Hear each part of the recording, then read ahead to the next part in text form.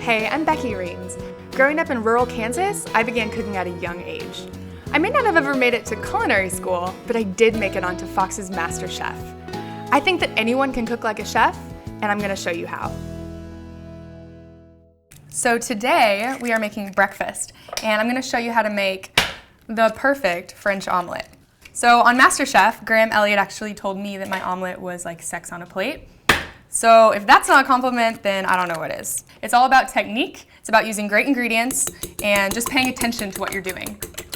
So I have 3 eggs that I'm going to beat up, and then I'm going to add 2 tablespoons of butter to my pan. So I have a nice hot pan here. I'm going to do about medium to medium-high heat, and we're going to let that melt. And as the butter melts, you want it to get nice and frothy. You want to use a fair amount of butter here. So I have 2 tablespoons. It's not the healthiest omelet. However, if you don't use enough butter, what happens is the egg sticks to the pan, then you can't slip it out of the pan and you don't get that beautiful omelet that you're looking for. So you get these really, really nice and beat up. Just do a little bit of salt, probably about 1/4 teaspoon. Eggs need a lot of salt.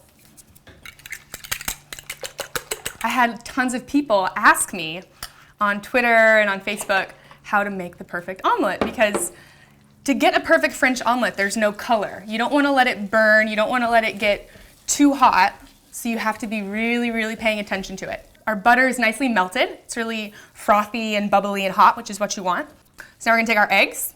Eggs are going to go straight in. Get it all in there.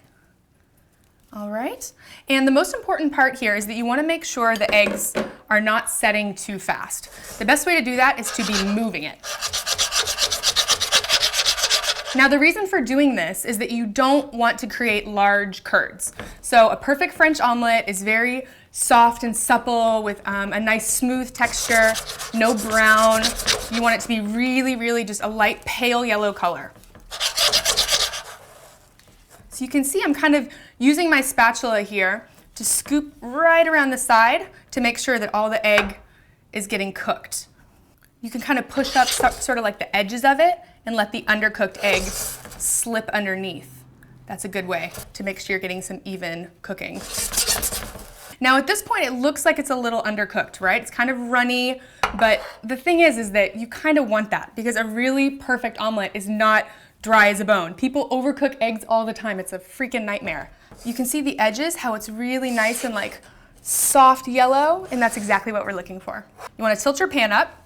I like to do it on a towel, and what you want to do is kind of just use the edge of your spatula and start to fold it over very, very gently, like a little egg burrito.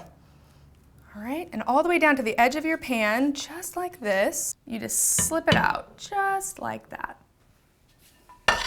Look at that, it's so pretty. I might actually serve it seam down, so I'm gonna flip it over. You know, it's all about presentation.